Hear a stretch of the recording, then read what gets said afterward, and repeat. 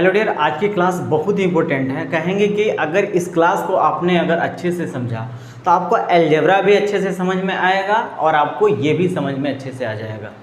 तो इस क्लास को आप मिस मत करिएगा, इस क्लास को अच्छे से देखिएगा और वीडियो को पूरा देखिएगा।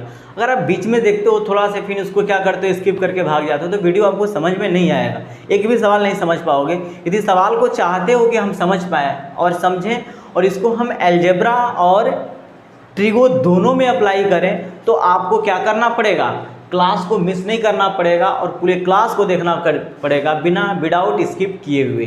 ठीक, तो आज की क्लास में जो हम लोग पढ़ने वाले हैं बहुत ही इंपॉर्टेंट टॉपिक है जिसका नाम है वैल्यू पुटिंग मेथड, जो आपको अलजेब्रा में भी अप्लाई होता है और ट्रिगो में भी अप्लाई होता है।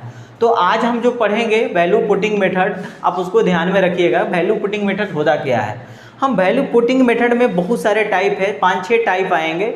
हम आज फर्स्ट टाइप के बारे में बात करेंगे। ठीक, फर्स्ट टाइप में क्या होगा ध्यान से देखें। वैल्यू पुटिंग का मतलब होता है कि हम अपने से थीटा के जगह पे कुछ मान पुट करें और उससे क्या हो, हमारा सोल्यूशन इजी हो जाए और कैलकुलेशन से हम क्या करें, बच पाएँ और जल्दी में सवाल को क्या करें, हम सोल्व कर पाएँ।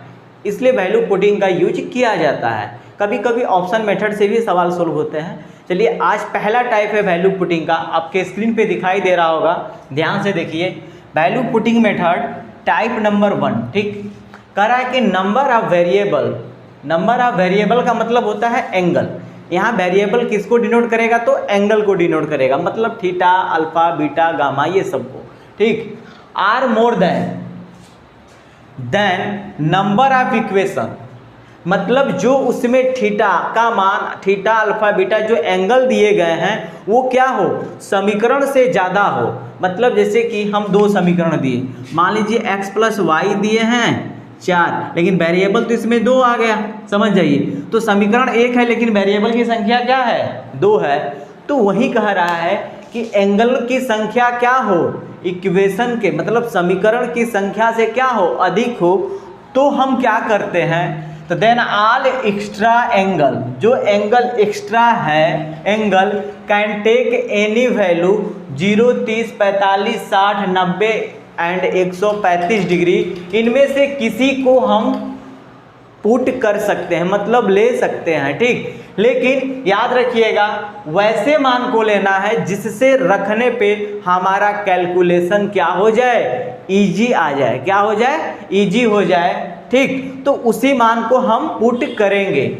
और नोट में एक बात और लिखिएगा, मैं यहाँ पे लिख दे रहा हूँ वैल्यू पुटिंग में ही, नोट में कर लीजिएगा। वैल्यू पुटिंग में ये नोट में पॉइंट कर लीजिएगा, हम ऐसा कोई मान नहीं रखेंगे जिसका हल 0/0 के टर्म में आ जाए या इनफाइनाइट के टर्म में आए। जिस मान को रखने पर अगर कोई समीकरण का मान अगर इस टर्म में आ जाए तो उस वैल्यू को हम नहीं रखेंगे, उसके अलावा इसमें से किसी दूसरे वैल्यू को रखकर हम चेक करेंगे। किसी किसी पे आएगा, किसी किसी पे नहीं आएगा। ऐसा नहीं है कि हर किसी पे आ जाएगा, किसी वैल्यू पे आ जाता है। ठीक है, जैसे हम आपको ये कह दें, आप बताइए, हम कह दें कि साइन थीटा था और बाई कॉस थीटा है। ठीक, ध्यान से सुनिएगा।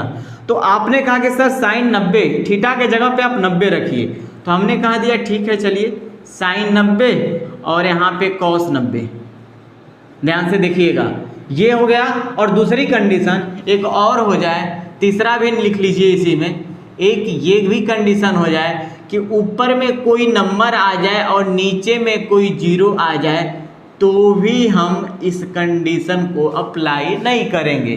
ठीक, तो आप देखिए साइन 90 बाई कॉस 90, साइन 90 का मान तो 1 होता है बट कॉस 90 का मान तो 0 होता है। तो 1/, अगर 0 आ जाए तो इस कंडीशन को अप्लाई हम नहीं करेंगे।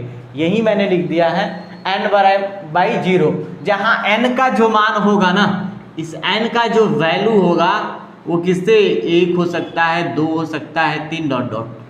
ये बातें आपको याद रखनी है। ठीक, चलिए, तो देखिए आपके सामने मैंने एक एग्जाम्पल भी दिया है, ध्यान से देखिएगा। कह रहा है यदि tan² थीटा बराबर 2 tan² फाई + 1, तो देन आपको बताना है कि 2 sin² थीटा + cos² फाई बराबर क्या होगा। ठीक, तो यहाँ पे देखिए आप चाहो तो किसी को भी जीरो मान लो। अब देखो हम बोले देन एक्स्ट्रा वैल्यू जो एंगल है ना, देखिए यहाँ पे क्या है, समीकरण भी हमारे दो दिए गए हैं, समीकरण भी हमारे दो दिए गए हैं और वेरिएबल भी दो दिए गए हैं, तो इसमें हम किसी को भी जीरो मान सकते हैं, कोई नो डाउट। वैसी संख्या को जीरो माने जिससे कि हमारा कैलकुलेशन क्या हो जाए, इजी हो जाए। तो ध्यान देखिए, अगर हम इस सवाल को सोल्व करें तो हम ये कह सकते हैं कि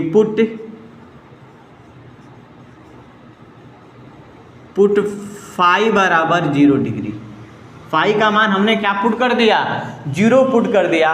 तो ध्यान से देखिए आप कि tan स्क्वायर थीटा, ये tan स्क्वायर थीटा समीकरण देखिए एक ही है, सॉरी समीकरण एक ही है, गलती नहीं बाबू, इक्वेशन हमारा एक है लेकिन वेरिएबल हमारे कितने हैं, दो हैं। देखिए इक्वेशन तो मेरा यही ना है, सिर्फ इक्वेशन तो मेरा यही है, ध्यान से देखिए इक्वेशन मेरा यही है और वेरिएबल थीटा भी है और अल्फा भी है, थीटा भी है और सॉरी फाई है, थीटा और फाई दो वेरिएबल हमारे दिए गए हैं। तो अब सवाल एक बार देखिए क्या था, सवाल आप लिखने चाहें तो आप ऐसे करिए,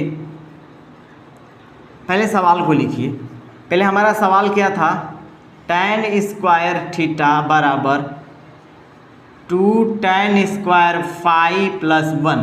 देखिए इक्वेशन एक दिया गया है लेकिन नंबर ऑफ एंगल हमारे क्या है, अधिक है, वेरिएबल क्या है, दो दिया गया है। तो हम बोले इनमें से किसी को भी आप मान सकते हैं। तो हमने क्या किया कि हमने मान लिया कि पुट कर दिया कि पुट फाई बराबर 0 डिग्री, हमने फाई बराबर क्या किया, 0 डिग्री पुट कर दिया। फाई का मान हमने क्या कर दिया, 0 डिग्री।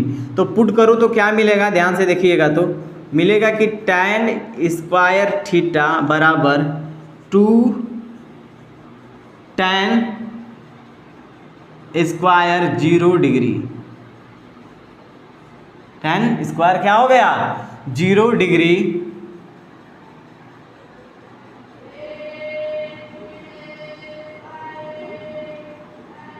0 degree plus 1।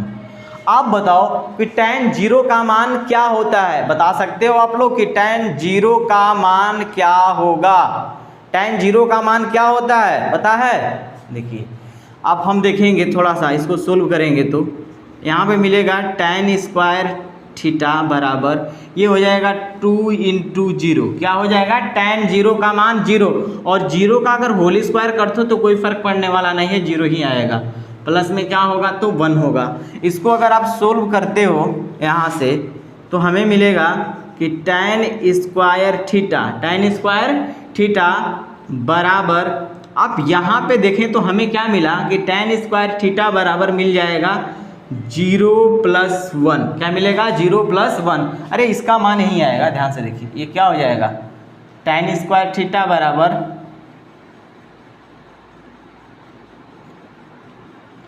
0 प्लस 1 जोड़ेंगे तो वही आएगा 0 प्लस 1। ये क्या आएगा, अरे इसको 2 इंटू 0 प्लस 1 करेंगे ना आप, तो देख लीजिए हल करने पे 0 प्लस 1 आएगा। तो यहाँ से मुझे मिलेगा कि tan स्क्वायर थीटा बराबर कितना मिलेगा, 1। tan स्क्वायर थीटा बराबर कितना मिला, 1। आप बताओ tan में किसका मान 1 होता है, तो आपको भी पता है कि tan में किसका मान 1 होता है, बताओ। tan स्क्वायर थीटा, tan में 45 डिग्री का मान 1 होता है, किसका मान होता है, tan में 45 डिग्री का मान 1 होता है। आप यहाँ से भी लिख सकते थे और यहाँ पे देखो स्क्वायर दिया है तो स्क्वायर कर दो यार, इसको क्या कर दो आप, स्क्वायर कर दो, क्या हो गया, स्क्वायर कर दो, क्योंकि tan स्क्वायर 45 का मान 1 होगा, 1 का स्क्वायर करेंगे तो 1 ही आएगा। तो थीटा बराबर हमारा कितना मिल गया जी, 45 डिग्री।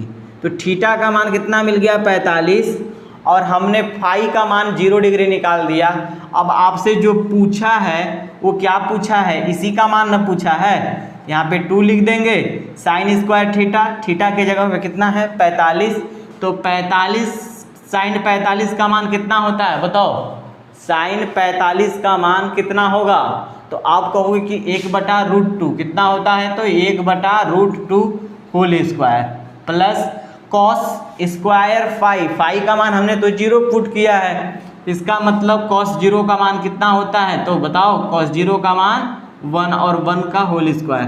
तो बताओ 2 इंटू 1/2 प्लस 1, 2 से 2 खत्म हो गया तो 1 + 1 = 2 आ जाएगा।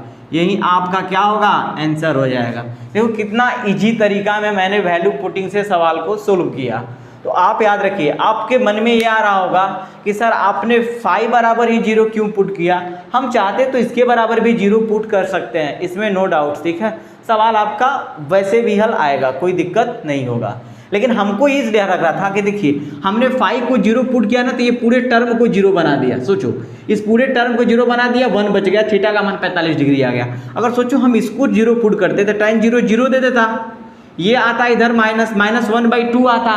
तो अब देखते हैं -1/2 तो किसी में साइन में tan में तो मान ही नहीं होता है, तो हमको 0 पुट नहीं करना पड़ता, फिर कोई दूसरा मान पुट करना पड़ता। लेकिन कोशिश किया हम 0 पे, मेरा बन गया यहाँ से 5 को पुट करने पे, इसलिए हमने 0 पुट किया। ठीक है डियर, क्लास को अगर अच्छे से समझ में आया है तो इसे लाइक शेयर सब्सक्राइब करें और चैनल को सपोर्ट करो आप लोग, तभी हम लोग आगे बढ़ेंगे। ठीक है, चलिए इसका भी स्क्रीनशॉट लीजिए आप लोग।